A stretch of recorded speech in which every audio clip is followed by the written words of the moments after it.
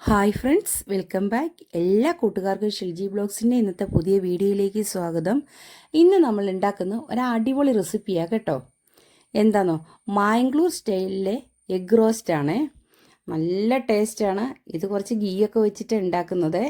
ഒരു വെറൈറ്റി ആയിട്ടുള്ള റെസിപ്പിയാണ്. എല്ലാവരും ഒന്ന് ട്രൈ ചെയ്ത് നോക്കണം കേട്ടോ. ഈ എഗ് റോസ്റ്റിൻ്റെ പ്രത്യേകത എന്ന് പറഞ്ഞു കഴിഞ്ഞാൽ സാധാരണ അപ്പത്തിന് മാത്രമല്ല, ചപ്പാത്തി, ചോറ്, അതുപോലെ നെയ്ച്ചോറ്, പിന്നെ ഗീ റോസ്റ്റൊക്കെ ഉണ്ടാക്കുമ്പോൾ അതിനൊക്കെ സൈഡായിട്ട് കഴിക്കാൻ നല്ല ടേസ്റ്റാണ്. നമ്മുടെ വീട്ടിലുള്ള ചേരുവകൾ മാത്രമേ എടുത്തിട്ടുള്ളൂ. ആദ്യം കുറച്ച് ഡ്രൈ റോസ്റ്റ് ഉണ്ടാക്കാൻ വേണ്ടിയിട്ട് സാധനങ്ങൾ എടുത്ത് വെച്ചിട്ടുണ്ട്. ഇതൊന്ന് വറുത്തെടുക്കണം. മല്ലിയാണ് എടുത്തിരിക്കുന്നത്. പച്ചമല്ലി 1 സ്പൂൺ എടുത്തിട്ടുണ്ട്. 1 ടേബിൾ സ്പൂണാണ് എടുത്തിരിക്കുന്നത് കേട്ടോ.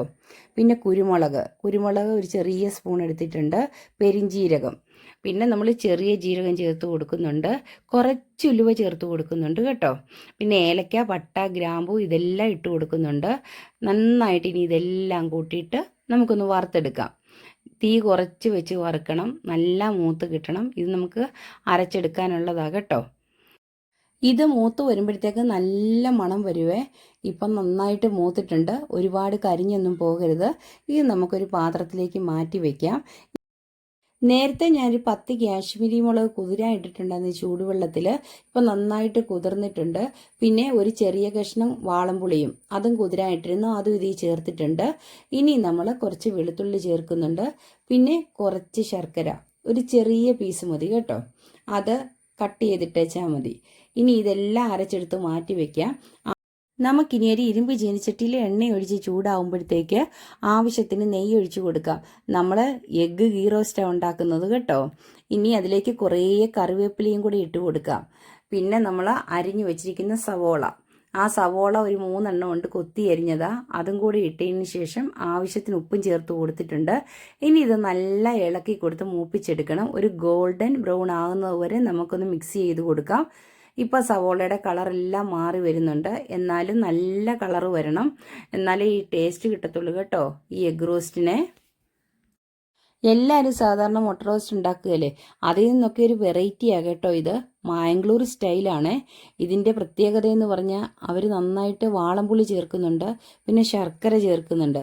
പക്ഷേ ഈ ടേസ്റ്റ് ഒന്നും എടുത്ത് നിൽക്കുകയില്ല. എല്ലാം കൂടി ആകുമ്പോഴത്തേക്ക് നല്ലൊരു രുചിയാണ് വരുന്നത്. ഇപ്പം നമ്മുടെ സവോള നല്ലോണം മൂത്തിട്ടുണ്ട്. ഈ പാകത്തിനാകുമ്പോഴത്തേക്ക് നേരത്തെ ഡ്രൈ ഇൻഗ്രീഡിയൻസ് എല്ലാം ഞാൻ അരച്ച് വെച്ചിട്ടുണ്ട്.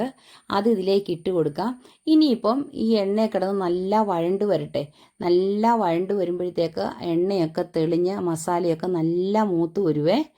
ഇനിയിപ്പം ചെറിയ തീയിൽ ഇത് ഒന്ന് മൂപ്പിച്ചെടുക്കാം. ഇത് മൂപ്പിച്ചെടുത്തതിന് ശേഷം ബാക്കി കുറച്ച് വെള്ളമൊക്കെ ഉള്ളു ചേർക്കുന്നുള്ളൂ കേട്ടോ. ഇനി അധികം ചേരുവകളൊന്നുമില്ല. നമ്മൾ അരപ്പ് കഴുകിയ ആ വെള്ളം ചേർത്തിട്ടുണ്ട്. നല്ല കളർ കിട്ടും കാശ്മീരി ചില്ലി ആകുമ്പോഴത്തേക്ക്. ഇനി ഇത് നല്ലോണം ഇളക്കിയതിന് ശേഷം ഒരു 1.5 കപ്പ് വെള്ളം ഒഴിച്ചോ കേട്ടോ, കുഴപ്പമില്ല.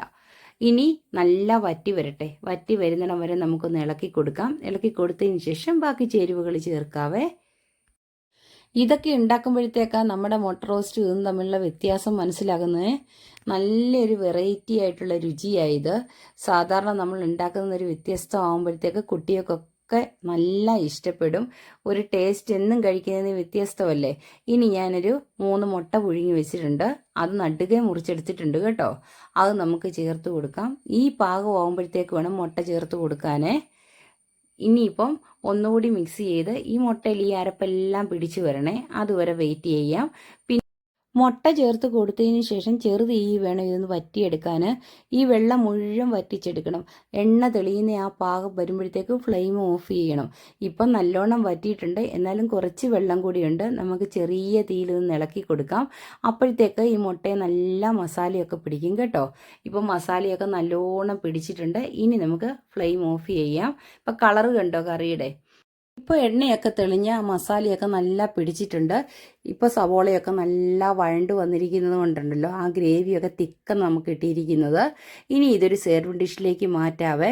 മുട്ടയിലൊക്കെ നല്ല മസാല പിടിച്ചിട്ടുണ്ട്. ആ സ്മെല്ല് തന്നെ വരുന്നുണ്ട് കേട്ടോ. ഇങ്ങനത്തെ മുട്ട റോസ്റ്റൊക്കെ ഉണ്ടാക്കുവാണെങ്കിലേ രാവിലെ ഓഫീസിൽ പോകുന്നവർക്കും അതുപോലെ സ്കൂളിൽ പോകുന്ന കുട്ടികളൊക്കെ ഉള്ളവർക്കൊക്കെ ഉണ്ടല്ലോ, നല്ല ഉപകാരമാണ്. ചോറിൻ്റെ കൂടെയും ചപ്പാത്തിയുടെ കൂടെയും പിള്ളേർക്ക് എന്തിൻ്റെ കൂടെ വേണമെങ്കിലും സൈഡായിട്ട് കൊടുക്കുകയും ചെയ്യാം.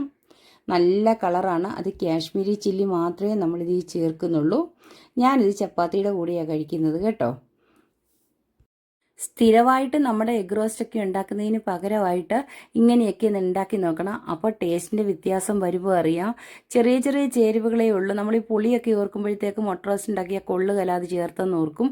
പക്ഷേ അത് ചേർത്ത് ഉണ്ടാക്കി നോക്കുമ്പോഴത്തേക്ക് നമ്മൾ കഴിക്കുമ്പോൾ ഉണ്ടല്ലോ ആ പുളിയുടെ ഒന്നും ഒരു ഫീലും വരുന്നില്ല. നമ്മുടെ വാളംപുളി ഒരു ചെറിയ ഉരുള ഞാൻ വെള്ളത്തിൽ ഇട്ടാണ് ഇതിൻ്റെ കൂടെ ചേർത്തിരിക്കുന്നത്. അതായത് നമ്മുടെ മസാലയുടെ കൂടെ അരച്ചെടുത്തിരിക്കുന്നത്.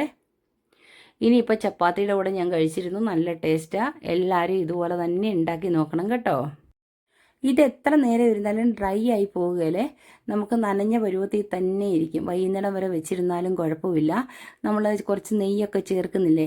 ഇനി നെയ്യ് ഇഷ്ടമില്ലാത്തവരാണെങ്കിൽ ബട്ടർ ചേർത്താൽ മതി. ചിലവർക്ക് നെയ്യുടെ ടേസ്റ്റ് പിടിക്കൂലല്ലോ. അപ്പോഴത്തേക്ക് ബട്ടർ ചേർത്ത് കൊടുത്തേച്ചാൽ മതി. ഒരു ചെറിയ ക്യൂബ് ഇട്ട് കൊടുത്താൽ മതി. പക്ഷേ നെയ്യിലും ബട്ടറിലും ഒക്കെ ഇതിൻ്റെ ടേസ്റ്റ് കൊടുക്കുന്നത്. എല്ലാ കൂട്ടുകാർക്കും എൻ്റെ ഈ വീഡിയോ ഇഷ്ടപ്പെട്ട് കാണുമെന്ന് വിചാരിക്കുന്നു. ഇഷ്ടപ്പെട്ടാൽ ഒന്നുകൂടി പറയുക. ആദ്യമായിട്ട് എൻ്റെ ചാനൽ കാണുന്നവർ ഒന്ന് സബ്സ്ക്രൈബ് ചെയ്യാൻ മറക്കരുത് കേട്ടോ. ഇനി വെറൈറ്റി ആയിട്ട് വേറൊരു വീഡിയോയുമായിട്ട് ഞാൻ വരുന്നതായിരിക്കും. എല്ലാ കൂട്ടുകാർക്കും നെക്സ്റ്റ് വീഡിയോയിൽ കാണുന്നത് വരെ okay bye. Thanks for watching.